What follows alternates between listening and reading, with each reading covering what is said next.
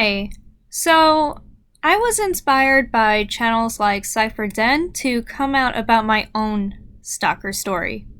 This happened to me when I was a high school freshman, and I attracted the attention of someone we'll call D.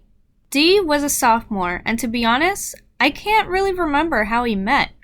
All I know is that back then, I was very nice and trusting. I loved the chance to have any friend I could, and I think that was my downfall. It took me a few weeks to see something was off about D. I noticed him always looking at me in the cafeteria, passing by my lunch table slowly, and always waiting by my locker. He once told me he had feelings for me, but I rejected him because I didn't feel the same way. I thought that we could be friends, but I guess not. As some of you may know, I am a massive bookworm, and during lunch, instead of being afternoon entertainment for D, I started hiding out in the library. I sometimes sat by the window, sat with my friends and read through manga, or I just browsed the fiction sections. For a few weeks, everything went smoothly, until I saw him standing outside the library one time when I was checking out a book. He was staring right at me, looking like he finally found me. It gave me the creeps, and I immediately went to my friends to sit with them. He walked in the library and sat at a nearby table. Back then, I didn't know I could talk to someone about this, and I was scared no one would believe me. So I just dealt with it on my own. So that was one incident. Trust me, it gets worse. Another incident is that after I found out he found me in the library, I found another staircase I could take from the third floor of the school to go by the library. I thought that he must have followed me and figured I'd use the main staircase to go from the cafeteria to the library since it was right by the double doors. So I went all the way to the third floor, the cafeteria was on the first floor, and ran to find that staircase. I used that staircase to go down, and when I was getting close to the library, I saw D waiting outside the library, practically blocking the only way in and looking inside like he was looking for me. I froze and hid by the school elevator, a giant block in the middle of the room. A teacher saw me and asked if I was okay, and I just said yes quietly and ran back to the staircase I had to use. My class was on the third floor, and so was my locker, so I figured I could just go back to my next class early so I could be safe. Lo and behold, D was sitting by my locker. I had no choice but to try to rush past him, and I almost turned and ran when he started getting up. I just went into my classroom and sat in my assigned seat. This next one is going to be weird and creepy. All classmates have to use the bathrooms on the second floor for some reason, so during a class, I excused myself to use it. I saw D in the hallway, and I ran into the bathroom before we could talk. After doing what I had to do, I walked out and washed my hands.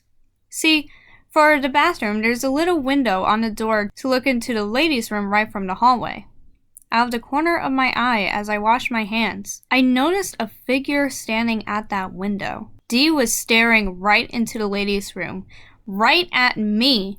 I didn't know what to do. What the hell could I have done at that point? He was standing in my only way out. I think a teacher called him into the classroom and he left. I quickly made my way up to my class. The weirdest and most disgusting thing is after I walked out of school, there were girls sitting outside with D, and one of them came up to me and asked me, "So, why won't you date D? Or even talk to him?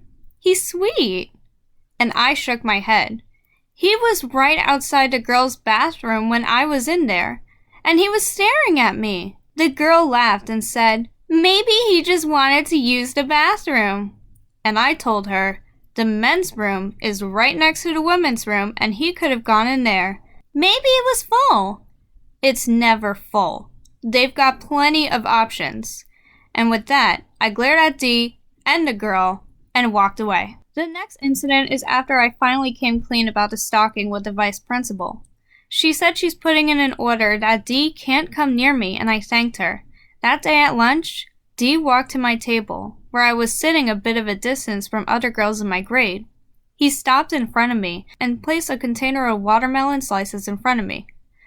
"I know you love watermelon." he said, and walked away. I didn't eat the watermelon. I just left it there and hid it in the bathroom. The final one, before he finally moved away, was the worst. I had gym class and we had to change in and out of our gym clothes in the locker rooms. When the other girls quickly changed into their normal clothes and left to talk, I was trailing behind, trying to organize my stuff. Then, I heard the door from the locker room entrance open, and heavy footsteps came into the room. Heavier than the girls. Single footsteps. I froze, and slowly turned to the entrance. And I saw Dee's head poking from around the corner, and he started walking in.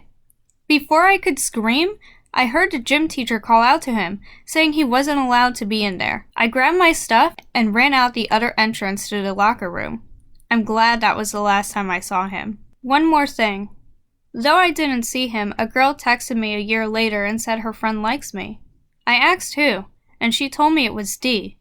She gave me his number. I just blocked it and told her I never want to talk to or about him again. Now, I know that was a lot, and believe me, it was scary for a 15-year-old. I still have nightmares about it, but I'm glad I was able to be open with all of you. And just remember that even if you're scared to speak up about these situations, leaving it alone is a lot worse. Find your voice and stand up for yourself, especially with this, because you never know how bad this could get. And Dee, if you're watching this, just stop. And for the rest of you, I'm not going to lose it. Toodles!